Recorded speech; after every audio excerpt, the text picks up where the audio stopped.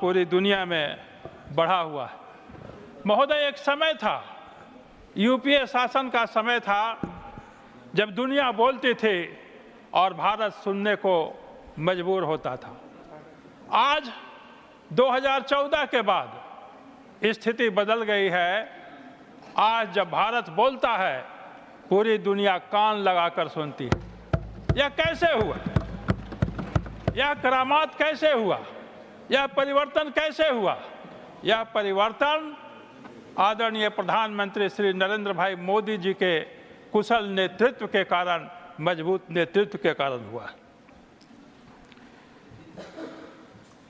श्री नरेंद्र भाई मोदी जी के नेतृत्व में हिंदुस्तान की सामरिक शक्ति बढ़ी है, आर्थिक शक्ति बढ़ी है।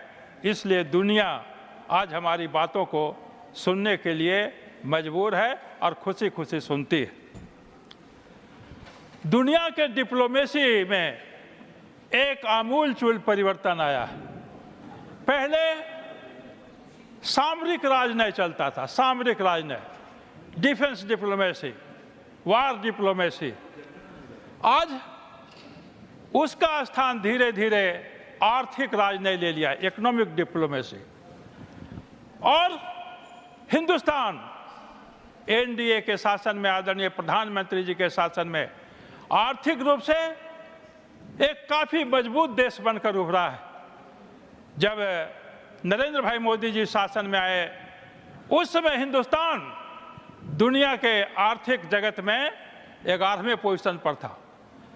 हमारे प्रधानमंत्री जी के कुशल नेतृत्व के कारण आज भारत का स्थान दुनिया में 5वें स्थान पर पहुंच गया है और हम शीघ्र ही 3रे स्थान पर जा रहे हैं। चूंकि हमें सामरिक शक्ति के साथ साथ, चूंकि हम चांद और मंगल पर जाने वाले के साथ साथ आर्थिक रूप से भी मजबूत हो गए हैं, चूंकि रुपया मजबूत हुआ है, इसलिए दुनिया हमारी बातों को ध्यान से सुन रही।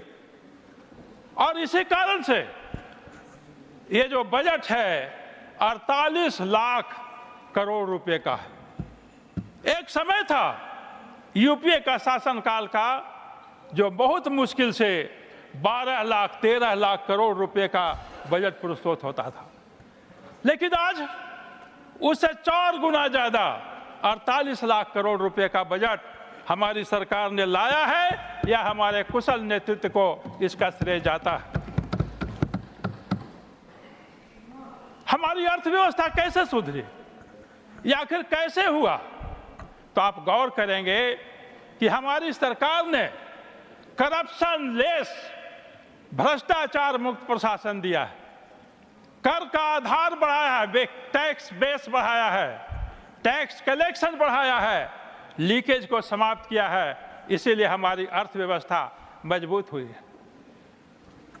टैक्सेशन पर भी हमारी सरकार काफी अच्छी नीति पर चल रही है। महोदय, मैं बिहार से आता हूं और ये बिहार को गौरव प्राप्त है कि देश को चाणक्य और चंद्रगुप्त जैसे बेटा देने का ये गौरव प्राप्त है। चाणक्य जो कौटिल्य ही हैं, चाणक्य और कौटिल्य एक ही व्यक्ति के 2 नाम हैं। कौटिल्य ने अपने अर्थशास्त्र में लिखा कि शासक को कर का संग्रह ऐसे करना चाहिए जैसे मधुमक्खियां फूलों से रस चूसती हैं। इसका क्या तात्पर्य? तात्पर्य यह है कि जिस तरह से मधुमक्खी फूलों को क्षति पहुंचाए बगैर टैक्स वसूलती है और फिर उसको मधु में परिवर्तित कर देती है, उसी तरह से शासक को चाहिए कि जनता से कर वसूले और उसको फिर उसी के सेवा में लगा दे। हमारी सरकार ने यही किया। हमारी सरकार ने सभी वर्गों के लिए काम किया, सबों से ये काम, सबका साथ सबका विकास हमारी सरकार का नारा है। और आपका महोदय, आपका विनाश, ये जो बजट है, इस बजट से किसी का भी, आपका विनाश, कोई भी क्षेत्र, कोई भी वर्ग अछूता नहीं रहा। गांव हो या शहर, किसान हो या मजदूर, छात्र हो या नौजवान, नागरिक हो या सैनिक, पूरब हो या पश्चिम, उत्तर हो या दक्षिण, कोई भी क्षेत्र, यहाँ तक कि अंतरिक्ष हो या समंदर, सभी क्षेत्रों में हमारी सरकार का हस्तक्षेप है और सबों के लिए कुछ न कुछ किया है। लेकिन हमें खेद है कि इतने अच्छे बजट को, इतने महत्वाकांक्षी बजट को भी विपक्ष के द्वारा, खासतौर पर कांग्रेस पार्टी के द्वारा आलोचना की जा रही है।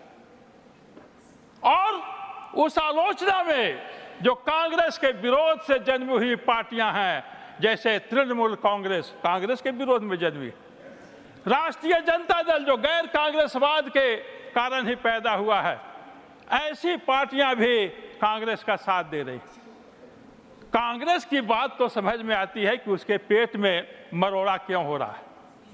खिसियानी बिल्ली खंभा नोचे, उसे यह पच नहीं रहा है कि कोई गरीब घर का बेटा, कोई चाय बेचने वाले का बेटा, कोई पिछड़े वर्ग में पैदा हुआ बेटा नरेंद्र मोदी तीसरी बार कैसे प्रधानमंत्री बने। लेकिन ये राष्ट्रीय जनता दल और इसके सरीखी जो पार्टियां हैं, वो जब विरोध करती हैं तो बड़ा दुख होता है। और आलोचना का आधार क्या है? क्या कोई तर्क दे रहे हैं? क्या कोई औचित्य बता रहे हैं अपनी आलोचना का? कोई भी आधार नहीं है। लेकिन जो इनकी बातों से पता चलता है कि इन्हें दो शिकायत है। एक शिकायत जो इनके वक्ताओं ने की कि यह घाटे का बजट है। मित्रों, घाटे का बजट, यह लाभ का बजट सरकार नहीं प्रस्तुत करती।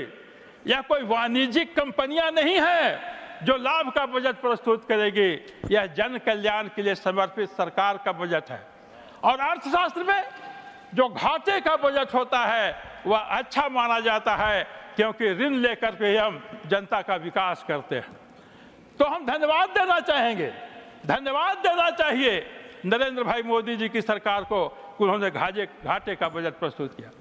दूसरा, इनकी आलोचना का आधार बना है और बार बार उठा है, आज भी उठा है, बजट शब्द जितना बार भाषण में आया, हमको लगता है कि उससे थोड़ा ही कम बिहार और आंध्रा शब्द आया है। तो मैं कहना चाहता हूं कि भाई, बिहार से इतनी क्या शिकायत है? आंध्रा से आपको क्या शिकायत है? क्या शिकायत है? अगर नरेंद्र भाई मोदी जी ने इन पिछड़े हुए इलाकों को, इन पिछड़े हुए इलाकों की झोली में एक एक मुट्ठी ज्यादा चावल डाल दिया, आपको क्या शिकायत है? ये कांग्रेस पार्टी हमेशा से बिहार की विरोधी रही। और मैं इसी सदन में 23 तारीख को, 22 तारीख को कहा था कि बिहार के प्रति जवाहरलाल नेहरू जी से लेकर के अभी भी कांग्रेस पार्टी है, उसका कोई ध्यान नहीं रहा। पंजाब में भाखड़ा नंगल बांध बंधा है, भाखड़ा नंगल बांध बनना चाहिए था, बना है, अच्छा है, पंजाब का काफी योगदान है। लेकिन मैं कहना चाहूंगा महोदय कि इस भाखड़ा नंगल बांध का जो परियोजना था, पहले बिहार में गया था। नेपाल से जो बाढ़ का पानी आता है, बिहार को ध्वस्त कर देता है। उस पर डैम बनाने के लिए योजना थी, लेकिन वो नहीं बनाया गया और उसको वहां से हटा दिया गया। तो समय तो घंटी बज गई है। मेरे पास बहुत सारे बात थी कि बिहार की कैसे उपेक्षा की जाती रही। कांग्रेस पार्टी ने बिहार की उपेक्षा की, इसीलिए आज उसको विशेष सहायता की जरूरत थी। एक डैम की बात मैंने की, 2-3 मिनट और महोदय। भीम सिंह, आजादी के बाद आपका टाइम खत्म होते जा रहा है। 2 मिनट प्लीज, आप जल्दी खत्म। आजादी के बाद केंद्र के द्वारा 2 नीतियां बनाई गई। फ्रेट इक्वलाइजेशन पॉलिसी, माल भाड़ा समानीकरण की नीति। बिहार और झारखंड तब एक राज्य था बिहार, और इस माल भाड़ा समानीकरण के नीति के कारण बिहार को काफी घाटा हुआ। ये माल भाड़ा समानीकरण की नीति क्या थी? नीति यह थी कि जो बिहार में खादान है, वहां जितना मूल्य में वो खादान से निकला हुआ वस्तु मिलेगा, उतने ही देश के किसी राज्य में भी जाकर के ढो करके मिलेगा। तो इसलिए वहां कल कारखाने कम लगे। दूसरा एक नीति बनी रॉयल्टी का दर, वेट बेस्ड रॉयल्टी, वजन आधारित रॉयल्टी। अगर हमारे यहाँ कोयला निकलता था, 1 मन कोयला पर अगर हमको 5 रुपया मिल रहा था और कोयला का दाम 100 रुपया था, अगर कोयला का दाम 500 रुपये मन हो गया तो भी हमको 5 रुपये रॉयल्टी मिला, क्योंकि वजन के आधारित था। अगर वह मूल्य के आधार पर होता तो हमारी आमदनी बढ़ती, लेकिन ये सब नहीं हुआ। बिहार की उपेक्षा हुई, इसलिए बिहार को विशेष सहायता की जरूरत थी। और हम धन्यवाद देना चाहेंगे प्रधानमंत्री जी को कि उन्होंने संवेदनशीलता का परिचय दिया है और बिहार को कुछ विशेष सहायता करने का प्रयास किया है। बहुत बहुत धन्यवाद। इन्हीं शब्दों के साथ हम बजट का समर्थन करते हैं और अपनी सरकार की पीठ थपथपाते हैं। धन्यवाद। Thank you.